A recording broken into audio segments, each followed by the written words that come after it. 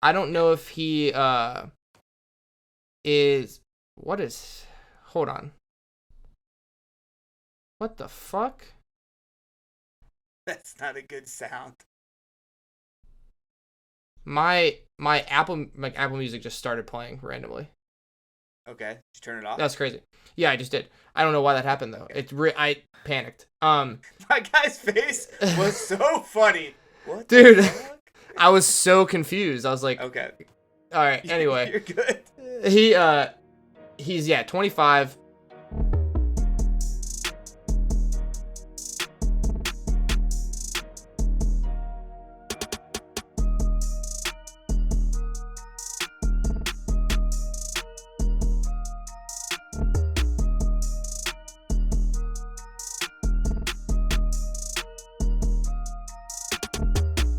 The NAFTA podcast.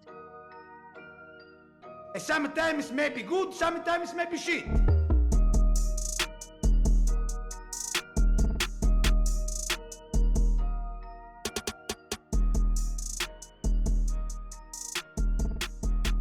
NAFTA podcast episode 174, maybe 73, 74, somewhere around there. It's myself, Michael, off work early, was able to make the pod, and Dylan here as well, still with the angelic light behind him.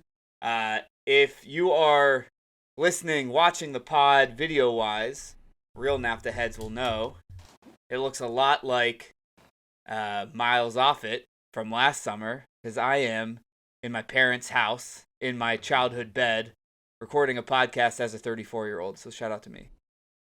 Let's go. Good. I love that. That room is looking younger and younger every time you end up in there. The room is looking younger? Yeah. Not to steal your thunder, but you're only going to hold that record for one more week. You're going back? You're heading back? No, Nick's back, so he'll be a 37-year-old for when we yes. have to do it. Yes. He's in between spots for like a couple weeks. It's kind of like when McGuire and Sosa were chasing the home run record, and Sosa had it for 35 minutes. But I will say, it's awesome to come back sometimes. You go in like your closet or bookshelf, you literally see every phase that you're ever in at one time. It's like seeing your own like timeline of your life like right in front of you. I mean, I got a telescope in that closet back there that is pretty big. I got some acting books when I was like, I'll be an actor. It's not that hard, whatever. Baseball cards, obviously. I wanted to ask you, Dylan, since I know Michael very well, obviously. What was the Dylan Tucker phases? What did they look like? I may have had a lot of Beanie Babies. I was on that craze younger. I know that's not the answer you were expecting. Dylan off a bean. Love it. But hold on. I also had a sports desk, so that was pretty cool. You know, it was like shaped like a stadium. You know, like there you go. Sports. And Legos. I crushed Legos. Yeah, that's actually something as a 34-year-old. I've seen a couple TikToks where grown-ups are building these Legos, and I kind of want to find like a niece or nephew that I haven't seen in a while and like buy a big set for them, but it's literally for me. Looks kind of fun. I won't lie. I'm pretty sure I saw something. Don't ask me why I was looking into the full Omega store, but I was, and they sell. You can build the cottage out of Legos if you want it. Oh, that's like sick. You can build Craven Cottage. That's pretty sick. I got Michael. What was it, like 5 years ago?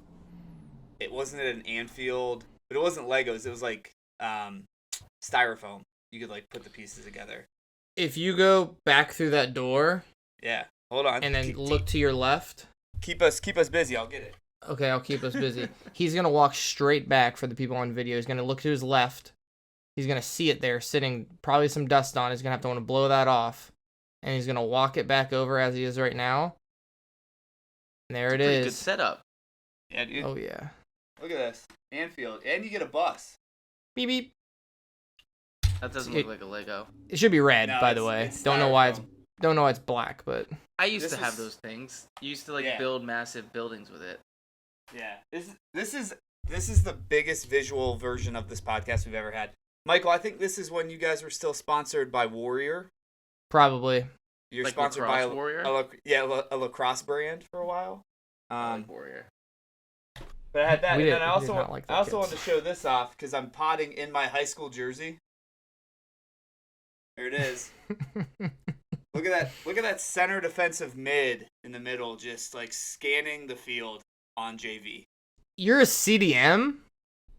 Yeah, I played center mid on the I thought you when were- when I got in on varsity. I played center mid, and then when I was playing JV 95% of the time because I was fatter than most, I was a cam.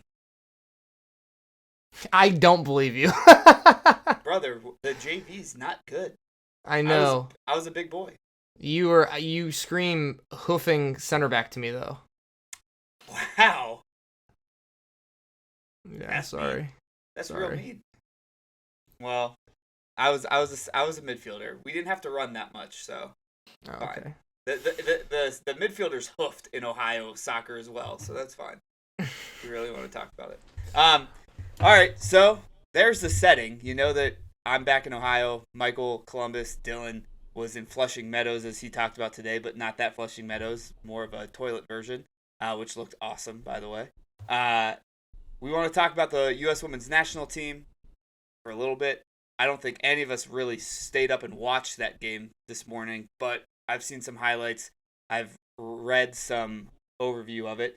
We're going to give some transfer grades. We're going to talk about a couple rumors, and then Dylan is starting us off. I want to say this is like the first pod of the fourth season, I feel like, honestly.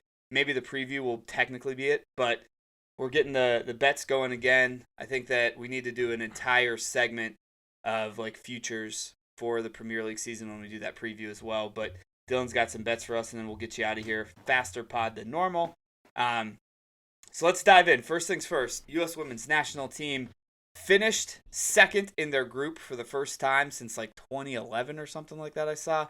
They had 5 points. The Netherlands finished top. They tied them early this morning, 0-0.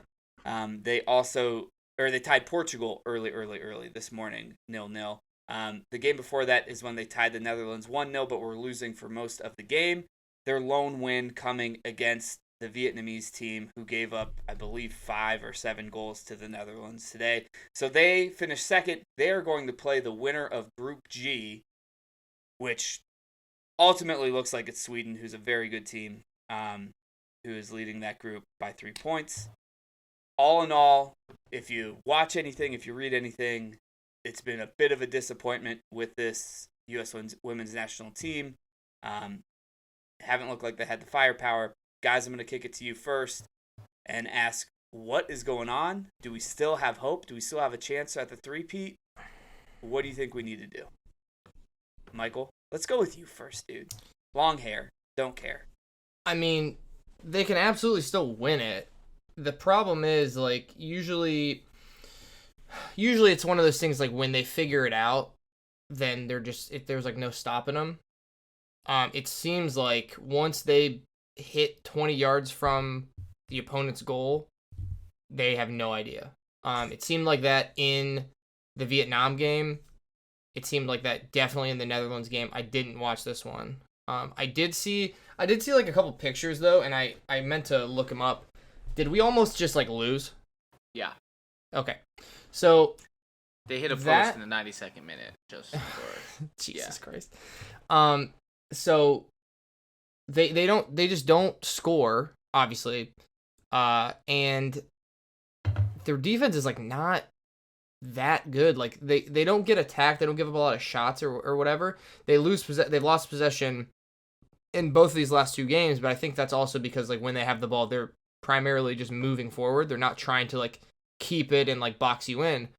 But man, for a team that is clearly like playing towards scoring a lot and getting goals, and like that's the objective, obviously, they don't score at all enough. They don't look like they're gonna score enough. Yeah.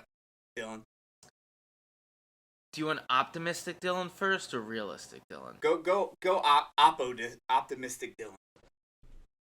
Optimistic Dylan is going to say maybe because we've won back-to-back, we're in our LeBron phase where you don't really care about the regular season and or the group stage, and we're about to turn it on because of where we landed. We're about to play a much tougher road to get to the final, and maybe they realize that, and it's time to get into Michael Jordan mode a little bit and say they took some of the things I've been saying about them personally and just go off. So I'm really hoping that happens.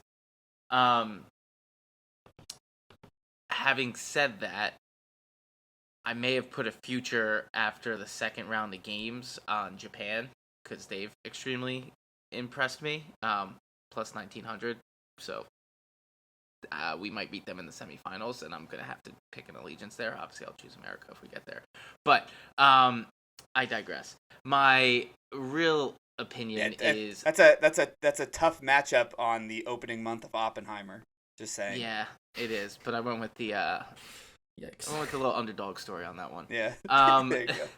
But no, I think the realistic approach is, I think you have a team that is in transition that we've said before, but no one wants to take hold. Like, it seems like in the locker room, the veterans who have been there before, I may have kind of that mentality of we've won twice. Like, it's, trying to think the best way to do it. Like, maybe just that fire's not there. I'm sure it is, but not to the capacity that it was. And then you have kind of like these younger players coming in that maybe because of winning back-to-back, they kind of thought that the veterans would get them there, so they haven't truly done everything they need to, and may have just thought that it was going to happen easier than it is. And you combine that with, I've said it to both of you, I thought the world's caught up to us, too, and I think we're playing a lot of individual soccer than we are a team, and that might work in the league setting, but it's not working now, and that needs to change. I have one other comment, but I'll let you guys jump in. No, I was going to say one thing before I threw it to Michael because he raised his hand like a good student. I agree with you on the catching up. I don't know if you can categorize countries as caught up just because there's an entire team that didn't make this team here in the United States that would finish second in a different group. I think the depth is the key, which is hilarious because the subbing is not what we've done. But I wanted to throw this stat out, Michael, before I give it to you. Take out the Vietnam game. We outshot them 28-0. Take out the Vietnam game. Between the Portuguese game and the Netherlands game, we outshot them 35-11. And I think you got to look at stats sometime and say, look, we're getting shots. Even big chances, we've big chanced both of these teams 8-1. Both those games. You're getting these chances, you're getting these shots. At some point, you got to think mathematically, statistically, some of these are going to fall. Michael, I'll get back to you. For sure. I think that's a way to look at it. That's also, why you can't just look at stats as the stat guy, I would say, on this podcast. We also have more big chances missed than everybody else. We also have, you could always wiggle it around. I think when you watch them, though, and you put that into context in what you're seeing on the field, like, I'm sitting there screaming the Vietnam game, not because I bet them -6.5, but because the Vietnam team is tiny. They're short, okay?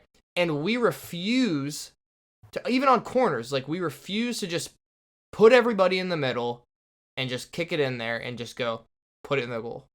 Like, we're trying to do, like, too many things that just, like, it's I don't know how to describe it. It's like, I love some of the stuff that we do. I love putting the ball on the wings. I love the speed we have there.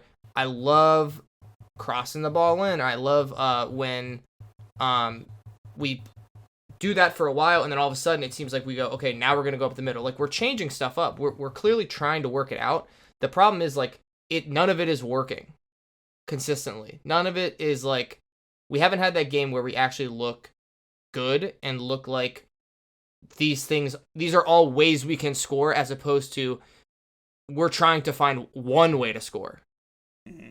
And right now it looks like we're trying to find one way to score. We're like, please, like, okay, let's try this. Nope, didn't work. Okay, let's try this. Nope, didn't work.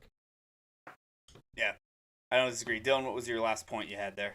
You touched on it. I just think that it's also, like, why we're not subbing is, like, I don't know, when the game's not going in the way, I think tactically you need to make some changes to shake things up, and that's just something I didn't understand either. But Yeah. I don't know. Maybe we'll tie everyone to the championship.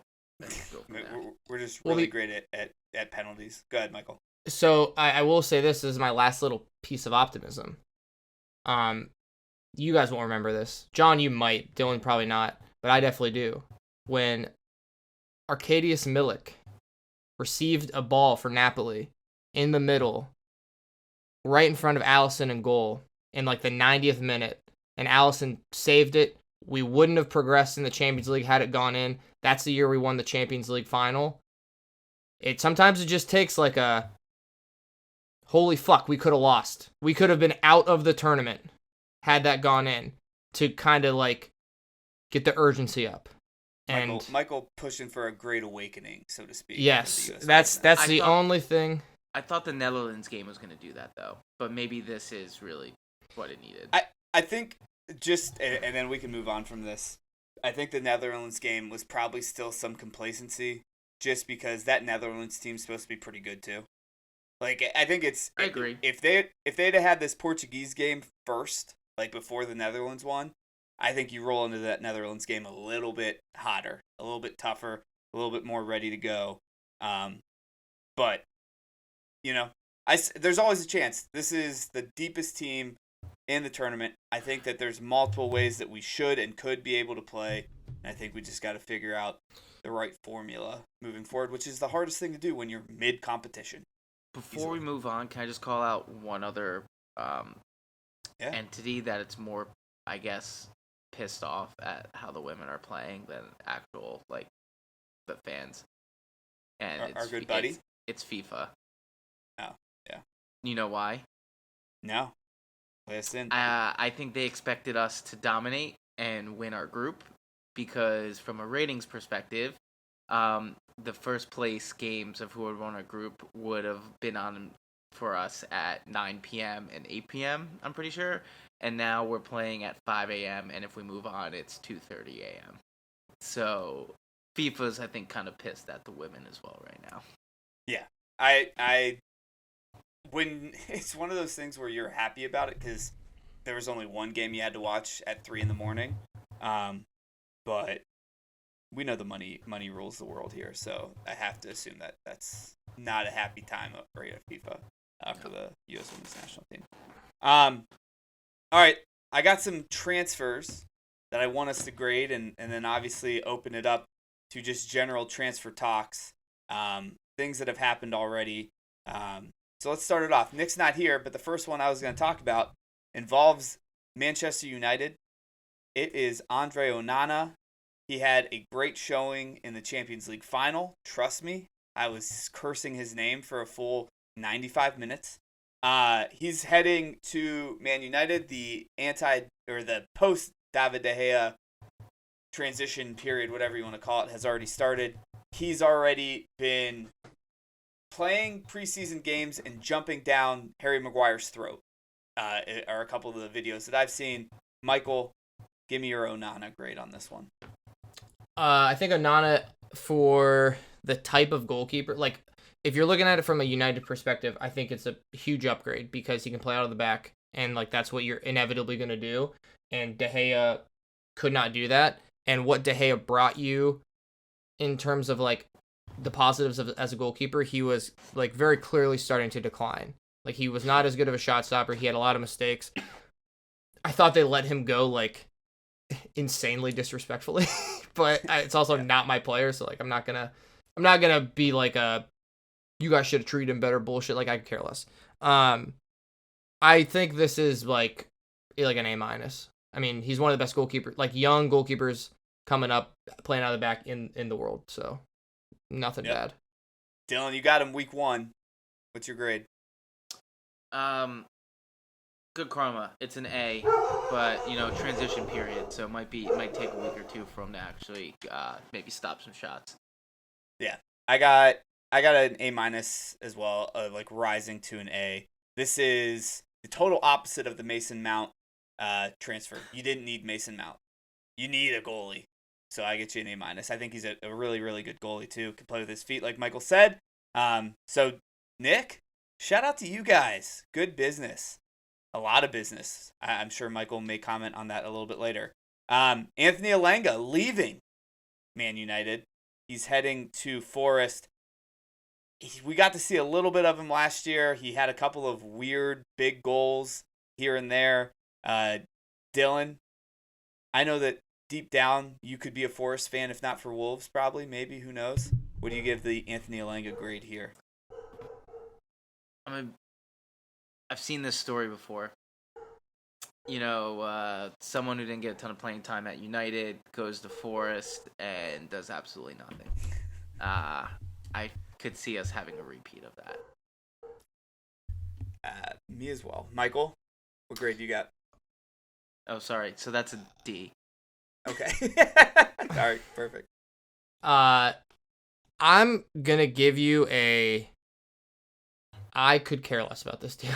Like, I don't even know how to grade. I don't know how to grade it. You want to like I just don't. I don't know. I mean, Elanga's fine. Like, I don't know if he even does he start on that team? I'll be honest with you. I wanted to find 4, and over the past week or so, it's been pretty quiet, big deal wise for the Premier League, and I wanted to keep it Premier League, so I threw this one in here just to see if we'd get a rogue comment from any of us. It also didn't help that the one person that is involved in both of these deals not on the pod, Nick Tucker. So Michael's an incomplete. I'll give it a C-. I think there was times where that was the most optimistic C- I've ever heard. I think it's a C-, guys. I want to see where this is going. Yeah, dude. The Premier League's so interesting because for 3 weeks a player can play decently and you can talk yourself into, man, we got that position solidified. That's that happened. Good. We don't need to worry about this anymore. He's coming in. And you know what? There is a couple of weeks, I'm sure Nick will never admit this. There's a couple of weeks where he saw Alenga on the starting 11 and to himself was just like, all right, we're rolling in the battle. And maybe if Alenga can find that form again, Forest needs it. They got to score, That's our guy. That's our guy. That's our guy. So a C-. I'll give him a C-. Come on. I know that Forest, we have 3 weeks left of the transfer period. There's still 20 more transfers that they're going to get done before then anyway. So whatever. Michael, this is basically directed at you, Dylan. I'll be surprised if you know who this guy is. We joke all the time about Brighton finding the next just wonder kid, guy that was under the radar that we don't know anything about. Igor from Fiorentina going to Brighton. He is a Brazilian. He is a center back. Michael, I know that Fiorentina is your Italian team and your FIFA team at times. Give us how we should be thinking about this guy. What grade would you give Brighton on this one? So when we did our series last summer, transfer series breakdowns of all the teams, I can't remember. It was one of these lower mid-table teams that I was like, you need a defender, go get Igor. Igor's a solid defender. Man, I look real smart now because Brighton got him, and whoever Brighton gets is gonna be fucking good. So that's pretty sick. But I think he's pretty big. He's not super old or anything. I don't know if 25. Okay, he's 25. He's solid defensively. I think how they play basically tells you that he can play with his feet, which is obviously really good. He will be, I don't know what they paid for him. He will be 2.5 times that next year. Yeah, that's just what they do. They print money. I'd say so what grade do you give it? I'll give it a B if it's anybody else. It's an A- that it's Brighton. Okay. Dylan, before I give it to you, if you want to chime in, I'll give it a B-. I'll give it a C+, actually. Because of one thing. He's only 5'9". He looks taller. He projects taller. But that's average. He does. That's average. Yeah. No, hey, Dylan, that is, as a 5'8" man, that's definitely average. I'm sure he lies on his Bumble, but that's okay. Yeah, exactly. But I will say that it's funny. We're just on the surface, up in arms about this, oh, it's Brighton, great deal. And I'm Nick's listening to this right now and just like, well, you guys sit there and make fun of Martinez at center back all the time. Mind you, he's 5'9" too. I know, that's what I was getting at. So, Nick, come to my rescue. yeah, exactly. Last deal. This one, Dylan, it's going to hit close to home for you. I would love to get your team's view on it and then what Fulham should be thinking as well. Raul Jimenez leaving Wolves after 4 or 5 seasons, I believe. 4.5 seasons or so. 5 seasons. A lot of that, mind you, a little injury riddled, but at times was the key goal scorer for Wolves when they were having their success. What is your grade getting him off the books for, I believe it was $6 million, 6.4. I think you want the grade from a Wolves perspective or a Fulham perspective? I want both. You can choose your adventure on which one you want to do first. I mean, I don't know. A C for the Wolves. Like, I look at it this way. After the injury, he wasn't the same. I think we were going to lose him no matter what in these past 2 years. Like, with the trajectory that he was on, if he doesn't get headbutted, we probably lose him at the end of that year anyway, and we would have been playing with him. So, it's more the head injury cost us money, because it should have been more than $5 million, but, like, I don't know. We're not going to bring anyone in, so it would have been nice to have depth, but, like, it's also a C because I'm pretty sure that Lopetegui thought that we were keeping him, and then we just sold him. So we don't have to get into the problem about the Wolves until the preview episode that's coming up. I'd say for Fulham, before I give this grade, I'm very appreciative of what Raul did. He was a stud and helped us get to 7th back to back. I don't think it helps them at all. Like, I'm going to quote, this might have been shout out to my wife, one of the prouder moments of our marriage is her brother has decided to become a Fulham fan and said, should I order a Raul Jimenez jersey? Big upgrade for him. And before I could even answer, she goes, he was never as good post head injury, #helmet life. Like, her analysis couldn't have been Spot more on. spot on. Yeah. To where I think maybe he does a flash here there. I just think at this point he's kind of past his prime. But, like, for them getting him for $5 million, there could be upside, but I wouldn't expect much if I'm a Fulham fan. Yeah, I think, Michael, before I get your take, price was correct. I think it's 6.4 is totally okay. Whatever. I do think that you're not going to have Mitrovic play up top, and this is falling off of a Mitrovic-sized building, trying to grasp any branch on the way down, and this is the one you landed on. He's not as good as Mitro. Michael. I mean, yeah, you guys pretty much said everything. Okay.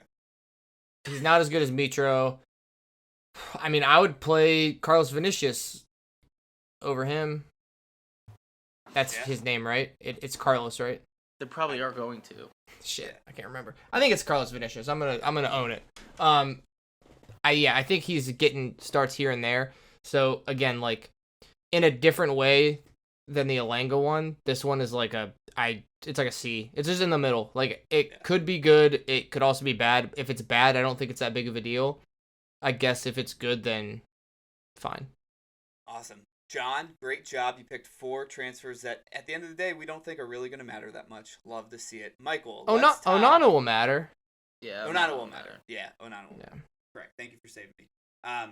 Michael, let's talk transfers that haven't happened yet, but have gotten some buzz, that are out there, that if you're going to have a soccer-based podcast in 2023 and you don't talk about this, what are you really worth? That type of rumor. Let's roll. Okay, I think 2 of those qualify, so I'll do the worst one first. Okay. Going for Nick's team here, and also my Italian team again. Amrabat, the star of the Moroccan team, potentially going to go to Manchester United. Looks like if they agree a fee, like the player and everything are fine, they're going to go. You want me to do what I think first? Go, yeah. Roll with it. I think he is a workhorse. Mm-hmm. I think he plays a specific type of like center mid, center defensive mid, like that Moroccan team, like, kind of moving around, kind of running a lot. I think that's kind of how United are going to play, especially against the bigger teams. So I think that's a great fit for them there.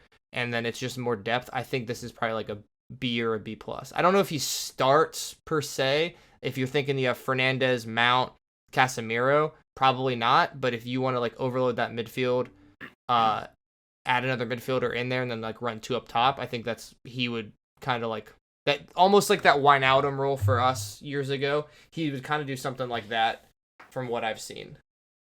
Yeah, Dylan, your thoughts?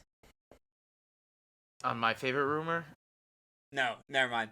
I think, Michael, I think you hit it right on. I think Amrabat's a good player.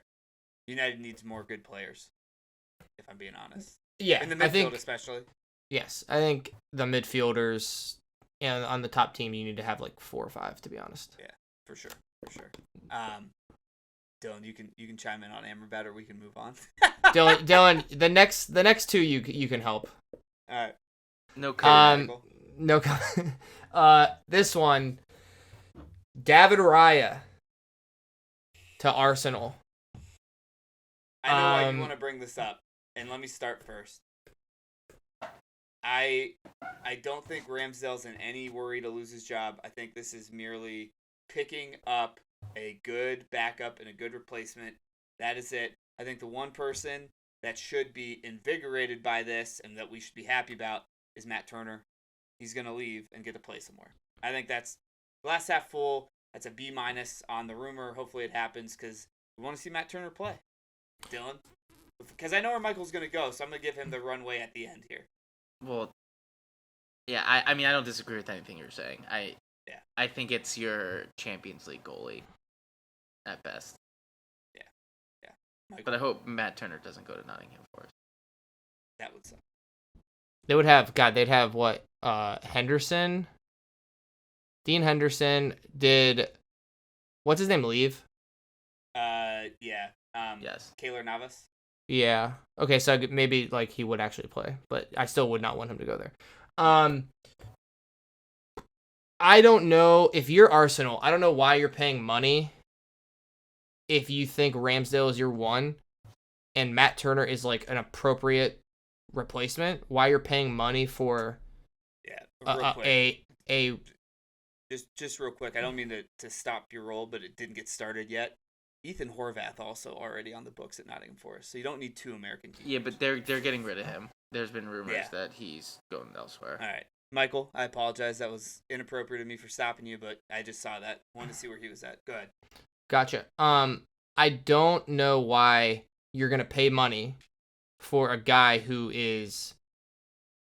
You can go either way on whether you think Ramsdale is better than him.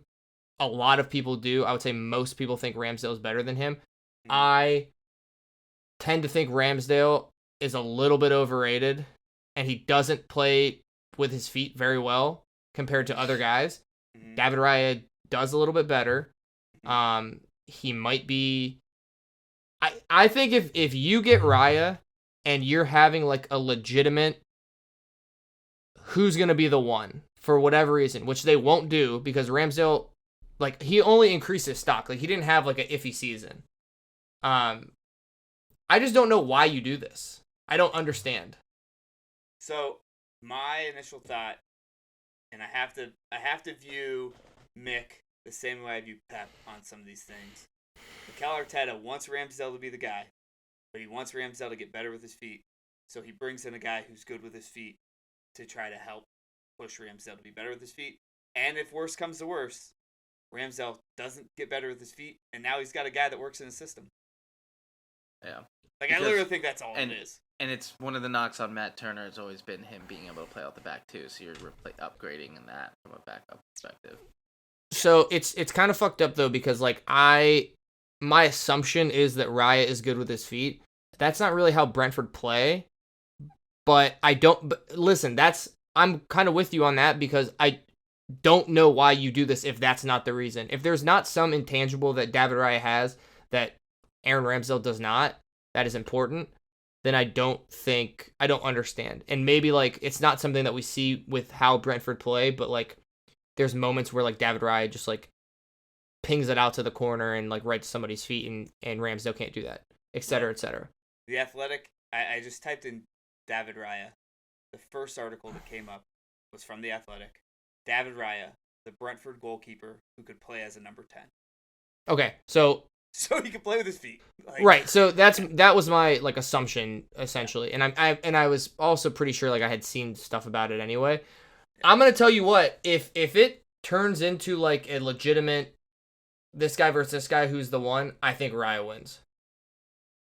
We'll see. That'll be a bold take. You should save that for the preview as your bold take that Ramsdale loses the starting job by Boxing Day, maybe. Who knows? Because playing out of the back in your system and Arteta's system is like very important. Vital. Yes. Vital. It creates space. All right, what's your third one? Last one, and Dylan, you can get in on this.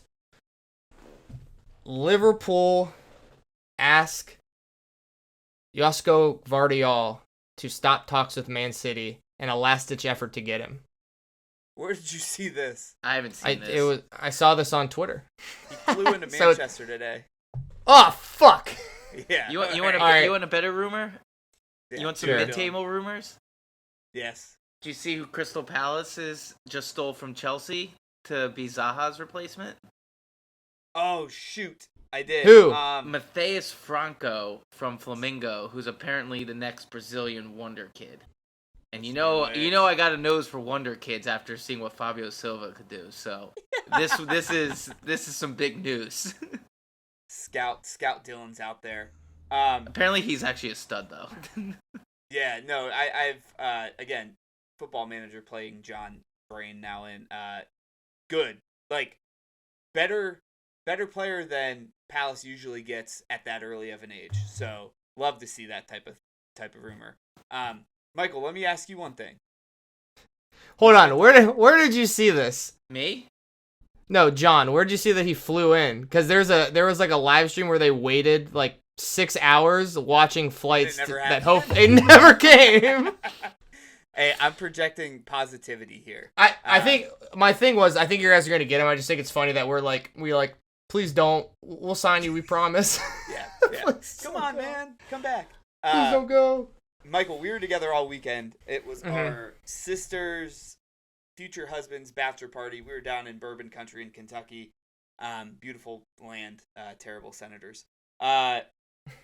We talked about this. 1 year loan. Mbappe to Liverpool. Why say no? I don't think you say no. I just don't think you need it. I agree. Oh my God. Dylan, if you could have seen this man trying to get me to admit that Mo Salah is still a better player than Mbappe. I didn't say that. That's not true, but when you already have the cohesiveness of who's on the team, I don't think you need it for the year. Dylan, no. Dylan, that's exactly what I was saying. I was saying that you are putting somebody in a system. John, first thing I said was he is the best individual player, without a doubt.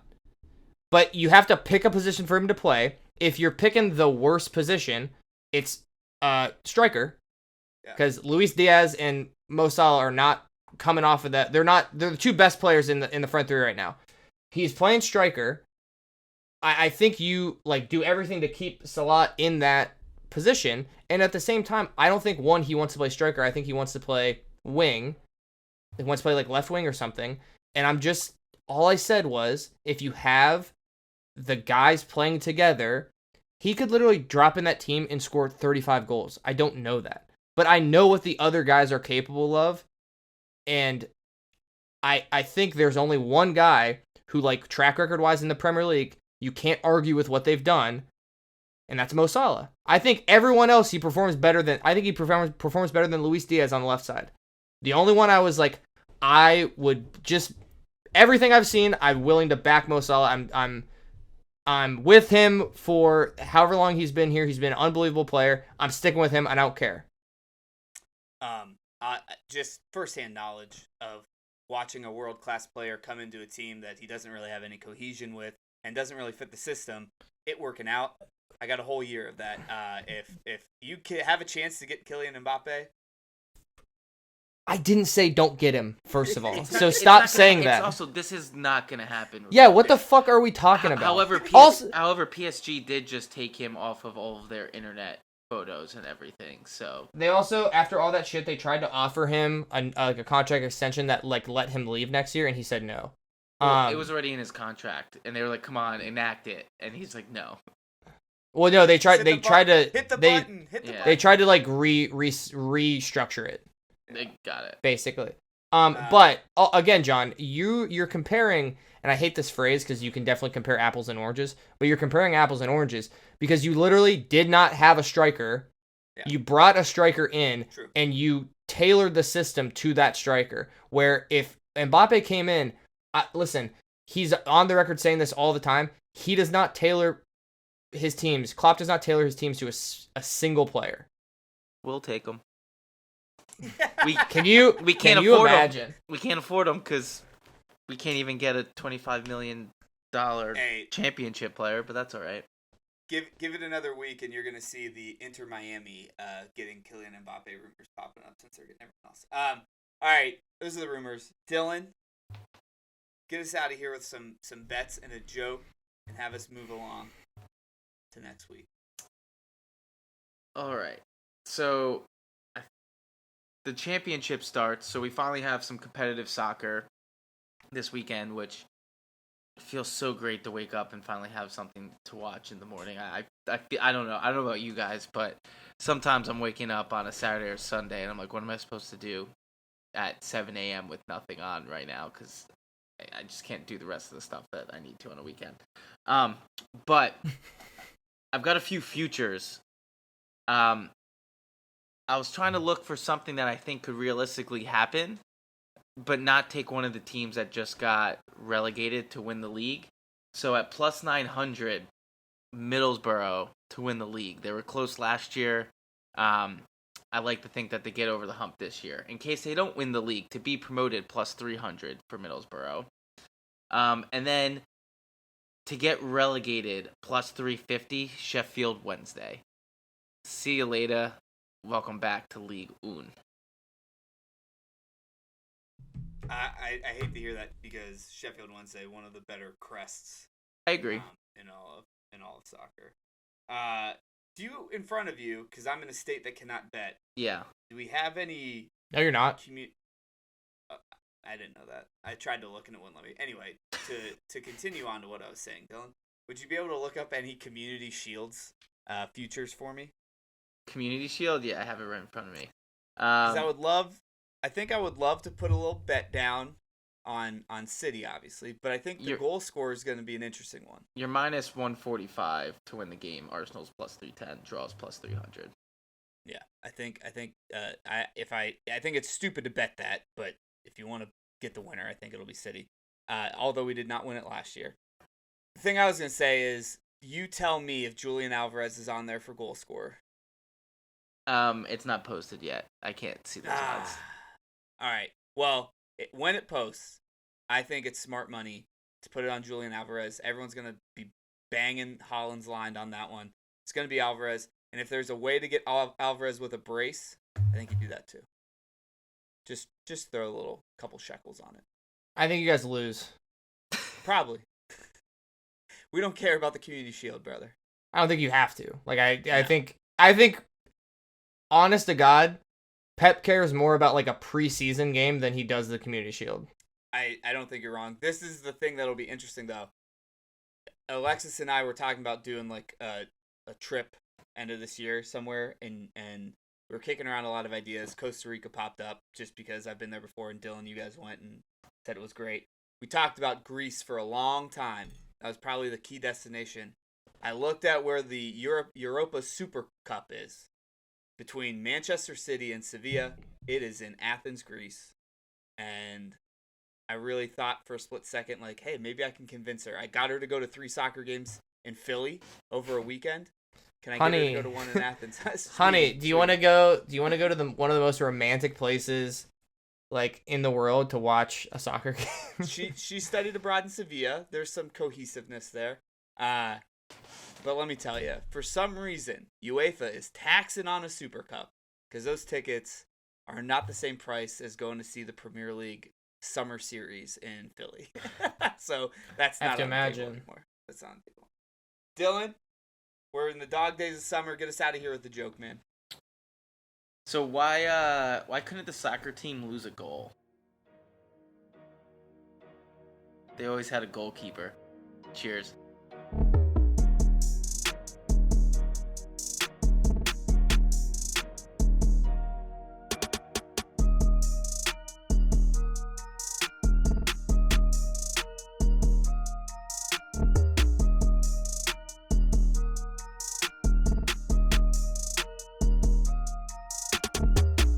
The NAFTA podcast. Sometimes maybe good, sometimes maybe shit.